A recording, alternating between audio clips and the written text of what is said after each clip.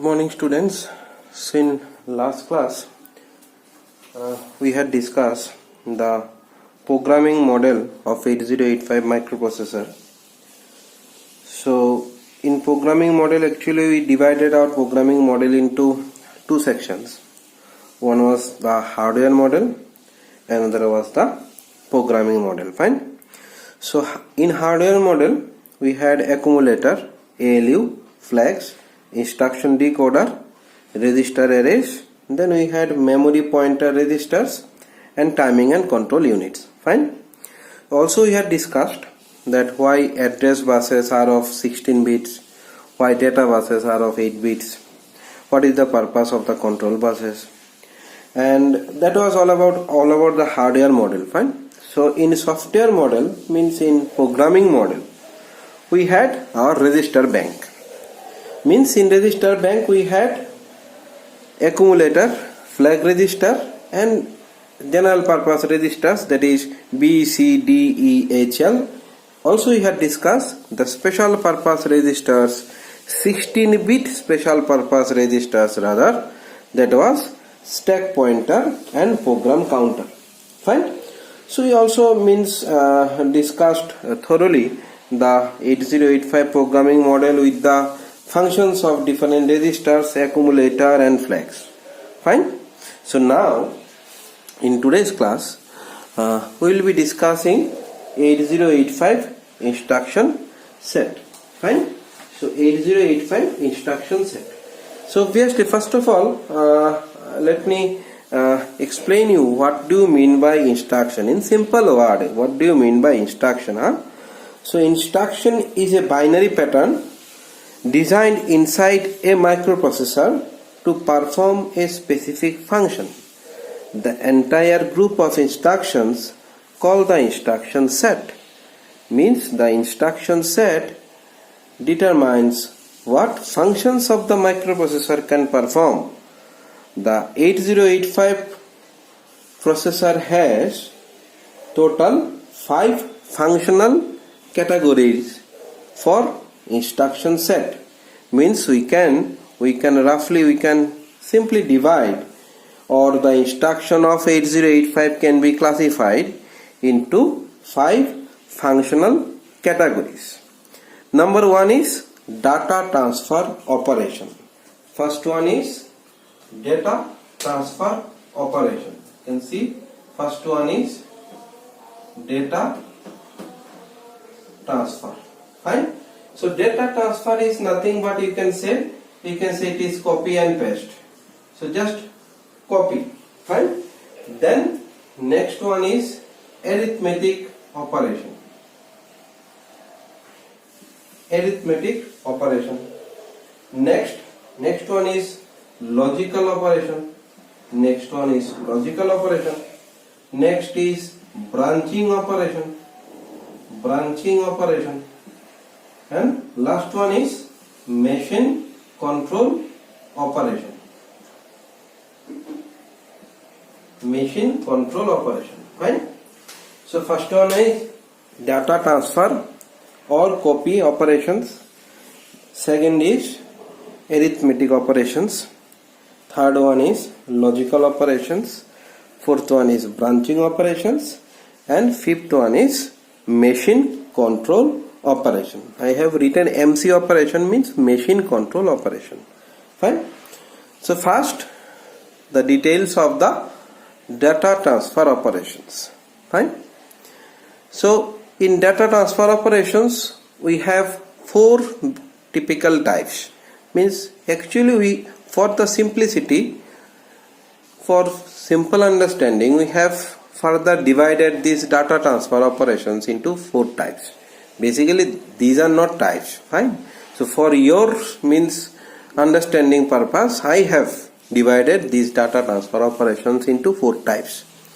First type is what? First type is when data transfer operation takes place between the registers. Means when the data transfer operation takes place between 2 registers. Means the example for this you can take copy the contents of register B into register D. So means B का content जो है उसको D में लाओ, मतलब B में 1 2 है तो बी में 1 2 चला जाएगा, मतलब जैसे कॉपी है, normal copy. So copy the data of register B into register D. Next type में क्या हो सकता है? नेक्स्ट टाइप में हो सकता है specific data byte to register और ए मेमोरी लोकेशन। तो specific data byte to register और ए मेमोरी लोकेशन मतलब load register B with 32H।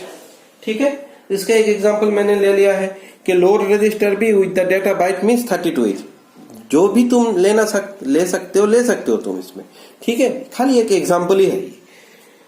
तो फिर थर्ड टाइप में मैंने क्या लिखा है कि between memory location and register. पहले में कितना था? 2 रजिस्टर के बीच था। अभी कहाँ पे है? अभी एक रजिस्टर कोई डेटा के डायरेक्ट कोई मेमोरी लोकेशन के साथ डायरेक्ट था। अभी क्या है? एक मेमोरी लोकेशन है और एक रजिस्टर है, मतलब मेमोरी लोकेशन 2000H से रजिस्टर बी में जाके 2000H में जो डेटा है वो जाके रजिस्टर बी में चला जाएगा डायरेक्ट। ठीक है, या 2001H में जो डेटा है ये क्या है? ये मेमोरी लोकेशन है। ये मेमोरी लोकेशन में जो भी डेटा है कहाँ चला जाएगा? रजिस्टर बी में चला जाएगा, या रजिस्टर सी में चला जाएगा, डी में चला जाएगा। ठीक है, पहले कौन से जाएगा? बी में जाएगा, इसलिए मैंने बी लिखा है। तो बाद में जाके क्या लिखा लास्ट टाइप में? Between input output device and the accumulator. और उसमें एग्जांपल मैंने क्या दिया है? Input output device from an input keyboard to the accumulator. ठीक है, from an input keyboard to the accumulator. ठीक है, तो ये क्या है? ये डिफरेंट टाइप्स है, ये डिफरेंट टाइप्स है विद द एग्जांपल्स है। ठीक है, तो ये डेटा ट्रांसफर ऑपरेशन जो होता है ये जो ग्रुप में होता है, तो this group of instructions copies data from a location called the source to another location called the destination without modifying the contents of the source. Fine. So in technical manuals, the term data transfer is used for this copying function. However, the term transfer is misleading. It creates the impression that the contents of the source are destroyed when in fact the contents are retained without any modifications. Fine. So the various types of data transfer जो है वो हमने 4 types में divide किया है, उसका example के साथ हमने बोल दिया है। ठीक है, और एरिथमेटिक ऑपरेशंस, अगर सेकंड केस में तुम जाओगे डेटा ट्रांसफर खत्म हो गया, अभी एरिथमेटिक में जाओ, तो एरिथमेटिक में अब जाओगे एरिथमेटिक ऑपरेशंस में, तो एरिथमेटिक ऑपरेशंस में ऑब्वियस में क्या आएगा?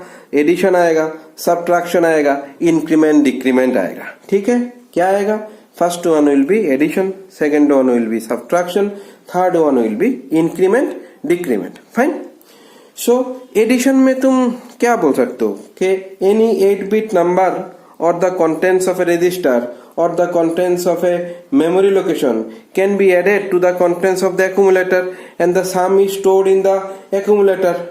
Fine. No 2 other 8-bit registers can be added directly. Means the contents of register B cannot be added directly to the contents of register C. The instruction DAD, carefully listen, DAD, capital DAD, that is an exception, means it adds 16-bit data directly in register pairs. तो बहुत काम आएगा आगे जाके। DAD एक instruction है जो 16-bit data को डायरेक्टली रजिस्टर पेयर में ऐड कर सकता है। ठीक है, सब्ट्रैक्शन में तुम क्या लिखोगे? बोलोगे एनी 8-bit नंबर और the contents of the register or the contents of the memory location can be subtracted from the contents of the accumulator and the result stored in the accumulator. The subtraction is performed in 2s complement and the results, if negative, are expressed in 2s complement. No 2 other registers can be subtracted directly. Increment decrement भी 8-bit contents of the register C है और ये memory locations can be incremented or decremented by 1. ठीक है, तो arithmetic operations 3 type का होता है, एडिशन होता है, सब्ट्रैक्शन होता है, इंक्रीमेंट या डिक्रीमेंट भी हो सकता है। फिर 3 नंबर में लॉजिकल ऑपरेशंस मतलब एंड, जिसमें मल्टीप्लिकेशन है, ऑड मतलब एडिशन है, एक्सक्लूसिव और। ठीक है, तो फिर और क्या क्या हो सकता है? रोटेट हो सकता है, फिर कंपेयर हो सकता है, फिर कॉम्प्लीमेंट हो सकता है। ये सभी कुछ चीज कहाँ पे आता है? लॉजिकल ऑपरेशंस में आएगा। क्या क्या मैंने बोला है लॉजिकल ऑपरेशंस में आएगा? एंड हो सकता है, और हो सकता है, एक्सक्लूसिव और हो सकता है, ठीक है। पर 8 बिट होगा, पर ये एनी 8 बिट नंबर और the contents of the register और a memory location can be logically and or exclusive or ऐसे हो सकता है, ठीक है। रोटेट हो सकता है, मीन्स रोटेट में क्या होगा? Each bit in the accumulator can be shifted either left or right to the next position. Compare में क्या होगा? एनी 8 बिट नंबर और the contents of the register or the memory location can be compared for equality greater than or less than with the contents of the accumulator. जैसे हम रोज करते हैं, compare करते हैं, ठीक है। माइक्रोप्रोसेसर कंपेयर कैसे करेगा? 8 बिट नंबर को कंपेयर करेगा, सम इक्वल है, ग्रेटर देन है, लेस देन है, ऐसे कंपेयर कर देगा। और क्या हो सकता है? कॉम्प्लीमेंट हो सकता है। कॉम्प्लीमेंट मतलब क्या है? The contents of the accumulator can be complemented, all zeros are replaced by ones और ones can be replaced by zeros। ऐसे ऑपरेशंस भी हो सकता है कॉम्प्लीमेंट में भी, ठीक है। तो लॉजिकल ऑपरेशंस कितने टाइप्स का आते हैं? 4 टाइप्स बेसिकली। एक क्या है? कंपेयर। 2 क्या है? रोटेट। 3 क्या है? कॉम्प्लीमेंट। 4 क्या है? जो लॉजिकल गेट्स है, मतलब एंड गेट और एक्सक्लूसिव और वाला ऑपरेशंस, ठीक है। फिर आएगा क्या? ब्रांचिंग ऑपरेशंस में 4 नंबर टाइप ब्रांचिंग ऑपरेशंस में आएगा। तो ब्रांचिंग ऑपरेशंस में 2 टाइप का, बेसिकली 2 टाइप का होता है। ब्रांचिंग ऑपरेशंस में क्या क्या टाइप आता है? ब्रांचिंग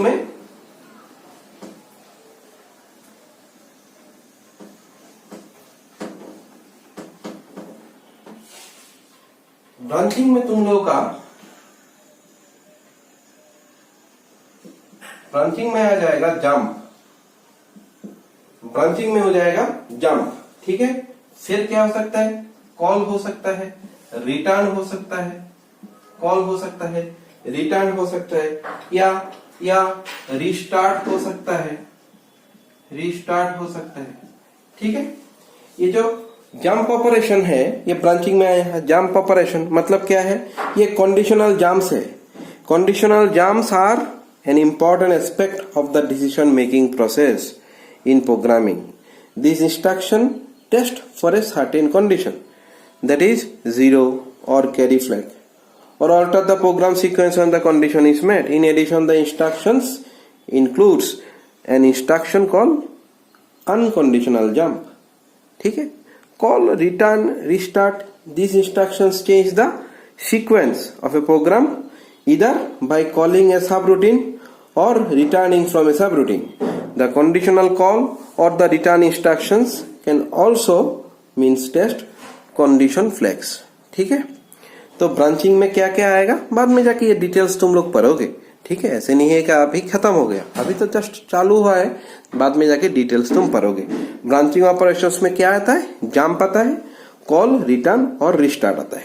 फिर क्या आएगा? फिर लास्ट वाला टाइप में आएगा मशीन कंट्रोल ऑपरेशंस में। ये मशीन कंट्रोल ऑपरेशंस में क्या क्या आएगा? हॉल्ट आएगा, HALT, हॉल्ट, रुका के देने के लिए, ठीक है। चल रहा है, हॉल्ट दे दिया तो स्टॉप हो जाएगा, पॉज हो जाएगा, हॉल्ट हो जाएगा। फिर इंटरप्ट आएगा। इंटरप्ट में भी बाद में तुम इंटरप्ट का भी अलग से एक बहुत सारे टॉपिक्स है। इंटरप्ट भी बहुत इंटरेस्टिंग है, इंटरप्ट भी आएगा। फिर इंटरप्ट आएगा और डू नथिंग, कुछ भी करने के लिए चलो भाई चलते जाओ, ऐसे आएगा। ये मशीन कंट्रोल ऑपरेशंस में आएगा हॉल्ट, इंटरप्ट। मेनली क्या आएगा? हॉल्ट और इंटरप्ट, ये मशीन कंट्रोल ऑपरेशंस में आता है, ठीक है। तो ये सब क्या था? ये सब था डिफरेंट इंस्ट्रक्शन सेट था, जिसमें डेटा ट्रांसफर ऑपरेशंस भी था, जिसमें एरिथमेटिक ऑपरेशंस भी था, जिसमें लॉजिकल ऑपरेशंस भी था, ब्रांचिंग ऑपरेशंस भी था, मशीन कंट्रोल ऑपरेशंस भी था। तो ये सब यूज करके हम लोग एक्चुअली क्या करेंगे? प्रोग्राम लिखेंगे ना। वो तो मेन चीज है, हम लोग का प्रोग्राम लिखना है, ठीक है। तो जो 8085 में जो इंस्ट्रक्शंस हमने किया है अभी तक, तो उसका अगर एक रिव्यू बनाएंगे तो रिव्यू में हम क्या बोल सकते हैं कि क्या सीखा आज सीखा कि कॉपिंग डाटा कैसे कर सकते हैं। कॉपी डाटा हो सकता है रजिस्टर टू रजिस्टर हो सकता है, मेमोरी से रजिस्टर हो सकता है, रजिस्टर से मेमोरी हो सकता है, इनपुट आउटपुट डिवाइस से भी डायरेक्टली रजिस्टर्स में हो सकती है, इनपुट आउटपुट डिवाइस से डायरेक्टली मेमोरी एड्रेस को भी हम पूछ सकते हैं। ठीक है, मतलब कॉपिंग डाटा कर सकते हैं, एरिथमेटिक ऑपरेशंस परफॉर्म कर सकते हैं, लॉजिकल ऑपरेशंस परफॉर्म कर सकते हैं। ठीक है, कोई भी कंडीशंस, कोई भी प्रोग्राम सीक्वेंस को टेस्टिंग करना, उसको कंडीशंस में लाना, उसको रिटर्न करना, उसको कॉल करना, उसको जाम करना, उसको कंपेयर करना, उसको कॉम्प्लीमेंट बनाना, उसको रोटेट करना, हम कर सकते हैं। ठीक है, तो इंस्ट्रक्शन सेट का अगर कोई बोलेगा कि what are the important aspects of the instruction set, ठीक है, तो ये एग्जाम के टर्म्स ऑफ व्यू में बहुत इंपॉर्टेंट है कि बहुत सारे यूनिवर्सिटी क्वेश्चंस पेपर में भी तुम देखोगे ये क्वेश्चंस आता है कि what are the important aspects of the instruction set. ठीक है, तो क्या बोलोगे तुम इसमें तुम लिखोगे कि in data transfer the contents of the source are not destroyed, only the contents of the destination are changed, the data copy instructions do not affect the flags. ठीक है, नेक्स्ट पॉइंट में तुम लिखोगे कि arithmetic and logical operations are performed with the contents of the accumulator and the results are stored in the accumulator with some exceptions. The flags are affected according to the results. ठीक है, जो तुम change कर रहे हो उसके accordingly flag तो बदल जाएगा ही। 3 नंबर पे क्या लिखोगे तुम? बोलोगे any register including memory can be used for increment and decrement. 4 number पे क्या लिखोगे a program sequence can be changed either conditionally or by testing for a given data condition. ठीक है, तो चारों पॉइंट जो है वो तुम लोग कॉपी में उठा लेना, चारों पॉइंट कॉपी में लिख लेना, क्योंकि एग्जाम के पर्पस बहुत इंपॉर्टेंट है। ठीक है, एग्जाम में ऐसे तुम लोग है ना अगरतला के एग्जाम के लिए मत सोचा करो। ठीक है, तो ये कोई भी यूनिवर्सिटी का एग्जाम पेपर तुम लोग सर्च करोगे, देखोगे तो देखना मिल जाएगा कि important aspects of instruction set वो 4 नंबर या 3 नंबर के क्वेश्चन में पूछा जाता है, एक्सप्लेन करना पड़ता है फिर। ठीक है, तो इसलिए 1 2 3 4 पॉइंट में मैंने बता दिया, वो तुम अपने कॉपी में लिख लेना। ठीक है, चलो अगले क्लास में हम क्या डिस्कस करेंगे? अगले क्लास में हम डिस्कस करेंगे कि इंस्ट्रक्शन डेटा फॉर्मेट और स्टोरेज, मतलब इंस्ट्रक्शन वर्ड साइज के बारे में हम लोग डिस्कस करेंगे अगले क्लास में, जिसमें होगा 1 byte instructions, 2 byte instructions, 3 byte instructions, उसका ऑपकोड कैसे होता है, उसका ऑपरेंड कैसे होता है, उसका बाइनरी कोड कैसे होता है, इवन उसका हेक्स कोड कैसे बनता है। ठीक है, और उसमें क्या क्या टास्क क्या क्या होता है, मतलब काम कैसे कैसे करते हैं। 1 बाइट इंस्ट्रक्शन में भी टास्क क्या होता है, उसका अकॉर्डिंगली उसका ऑपकोड, ऑपरेंड और बाइनरी कोड क्या होता है, हेक्स कोड क्या होता है। तो ये 1 byte instruction, 2 byte instruction, 3 byte instruction के लिए हम लोग क्या करेंगे अगले वीडियो में। ठीक है, चलो अच्छे रहो।